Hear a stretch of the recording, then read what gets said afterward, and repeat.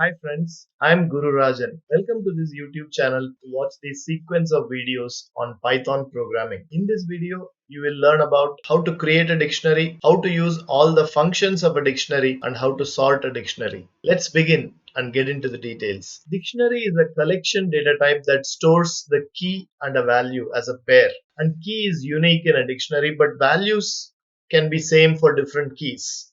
And dictionary is a ordered data type, and dictionary keys are also immutable, but values can be changed, right? And dictionary items cannot be indexed with a number. You cannot index a dictionary with a number. You can only index with a key. That means the value in a dictionary can be fetched with a key. This is how you create a dictionary, by using the flower braces. So here we go. We create an empty dictionary, and then using the update method, you can have a key and a value. The syntax is like this. There is a colon. Whatever is to the left of the colon is the key, and whatever is to the right of the colon is the value. And the key can be an integer or a tuple or a string. Key can be anything, and value can also be anything. But the key has to be unique, right? So here we go. So we have a dictionary that is created now. Key value, that way. So you can see that there are 5 items in this dictionary: 1, 2, 3, 4, 5. So here you can see that the key is an integer and value is a string, but it can be anything. It can be the other way also. The key can be a string and the value can be an integer. And this is the first way. The second way is directly you can create a dictionary by giving the values to the dictionary straight away. You can directly create a dictionary by giving the key and the value. So as you can see here, the key is a string and value is an integer. So you can have any data type as a key and any data type as a value. So we have these two ways of creating a dictionary. Another way is by using the dict function. So you have the dict function, and then you give the complete dictionary inside that. And if you print that, you get a key and a value, key and a value, key and a value. So there are 5 items. You can say that there are 5 items in the dictionary as key value pairs. So these are the different ways in which you can create a dictionary. Now, dictionary has a lot of different functions. What are they? So you can give a dictionary name or the variable name and put a dot and press tab. So you can see all the functions of the dictionary over here. All the functions of the dictionary over here. Let's use them one by one. Let's say that I want to create a copy of the dictionary, right? So I can create a copy and store it in another temporary variable temp, and you can print that, and here we go. So the whole dictionary from the good dict variable is copied onto temp, and you can print that. This is very simple and clear. Now, if you want to print only the keys of a dictionary, so here we go. I want to print 23, 45, 67, 78, and 99. I can do it like this. If you want to print only the values, let's say Karthik, Ramesh, Vandana, Faisal, and Andy. So you want to print only the values, you can do that by gooddict.values. So gooddict.keys will print only the keys, and gooddict.values will print only the values. And what is the type of this value? You want to check what is the type of this value. So it is the class dict values. Okay, if I want to print both key and the value, how would I do that? Here we go. So I can print both key and the value, and here you can see it prints as a list of tuples. So you can print both the key and the value, and each key value is printed as a tuple. I hope this is very clear. Now, what does this get function do in a dictionary? You want to get the value corresponding to the key Karthik, right? You want to get the value corresponding to the key Karthik. So Karthik as a key is not available in this dictionary, so it's giving you none.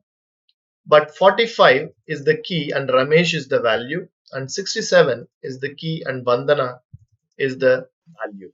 So if you give a key for which is not present in the dictionary, the value will be none. So get function gets the value for the key that you provide. I hope this is also very clear. Get function gives the value for the key that you provide. Suppose you want to clear the entire dictionary and create a new one from scratch, you can do that. In fact, this clear function is also present in the list collection data type. As you would have seen in my previous video, the clear function is also available in the collection data type. So it is completely clear. Now I copy from the old gooddict variable back to the temp. Now here we go. I got the values again into temp. There is a function called pop, right? If you give the key, that particular key will be taken out and you will get the value for that being returned. So the pop function returns the value while removing the key from the dictionary. If you print that again, as you can see, it's an error because it was already removed. So how can it get it back? So, but if I compile again, so here we go. So I have to compile it from the beginning in order to get the value. As you can see, now I got it popped. Now if I print the dictionary, the 67 has been removed from here. The key 67 and the value Vandana has been removed from here. What is returned from the pop is just a value. But the pop item actually returns the last element in the dictionary. It pops the last key and a value in a dictionary. And this 99 and Andy, 99 and Andy is removed from the dictionary. As you can see, the pop item removes the 99 and Andy from the dictionary.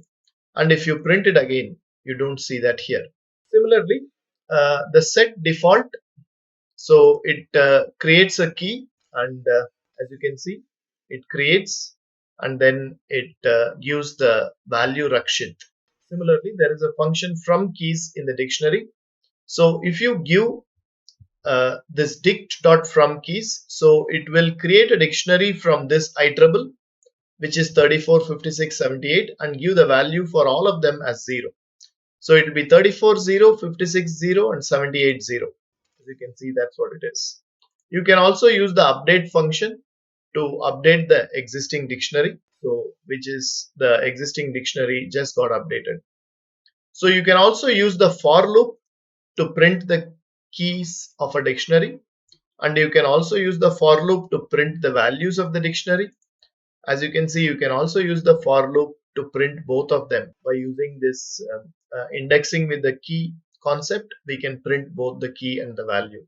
This items function also prints both key and the value. This takes us to the very important and very interesting concept, how to sort a dictionary by the keys. So here you can see I have 11, 12, 343, 43, 72, 1, 10, 0 as the dictionary. Now here I use the function sorted, right? And these are the complete items. These are the complete items, and I am this key equal to lambda. This is actually giving what is the point from which you are sorting. Are you sorting by the values which is coming second, or are you sorting by the keys which is coming first?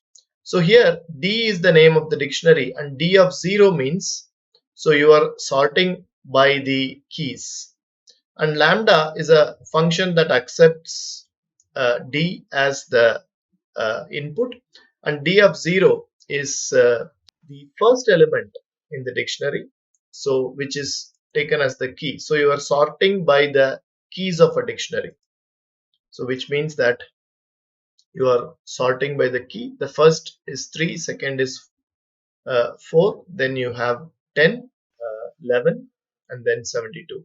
So similarly, you can use the same thing. In fact, this is the same thing by using this a slightly different concept.